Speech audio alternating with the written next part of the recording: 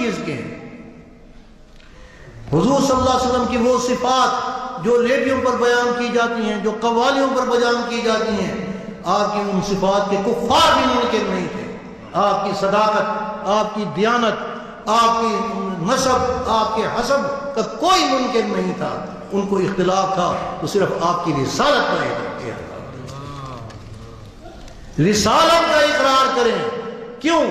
اس لیے کہ پیغمبر کو جو کمالات عطا کیے گئے ہیں آپ ہی کی رسالت کی شان کو واضح کرنے کے لیے کیے گئے ہیں. رسالت کی شان اگر ہم اپنے دل کے اندر تسلیم کر لیں گے تو پھر ہمارا ضمیر ہمیں خود کہے گا کہ جس کو رسول مانا ہے وہ کس کا پیغام لے کر آیا ہے؟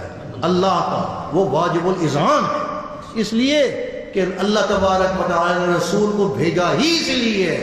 وما ارسلنا من رسول الا لیطاع باذن اللہ، کہ وہ رسول جو ہے اس کی اطاعت ہی کی جو اسے مطاع بنا کر بھیجا گیا ہے. ابو جہل کو کیا اختلاف تھا؟ آپس میں گفتگو کرتے تھے، کہتے تھے رات کو آپ کعبۃ اللہ میں قرآن حکیم کی تلاوت فرما رہے تھے، سورہ الحاقہ کی.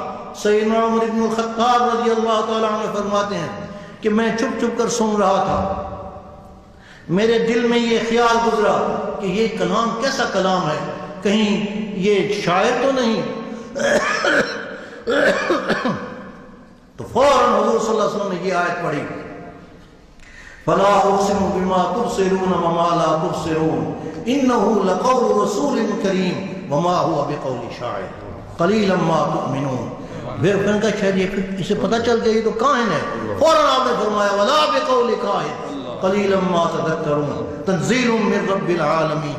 پھر آپ جب میں نے کہا پھر یہ کیا ہے، ارشاد فرمایا وَلَوْ تَقَوَّلَ عَلَيْنَا بَعْضَ الْأَقَاوِيلِ لَأَخَذْنَا مِنْهُ بِالْيَمِينِ ثُمَّ لَقَطَعْنَا مِنْهُ الْوَتِينَ فَمَا مِنْكُمْ مِنْ أَحَدٍ عَاجِزِينَ وَإِنَّهُ لَتَذْكِرَةٌ لِلْمُتَّقِينَ وَإِنَّا لَنَعْلَمُ أَنَّ مِنْكُمْ مُكَذِّبِينَ وَإِنَّهُ لَحَسْرَةٌ عَلَى الْكَافِرِينَ.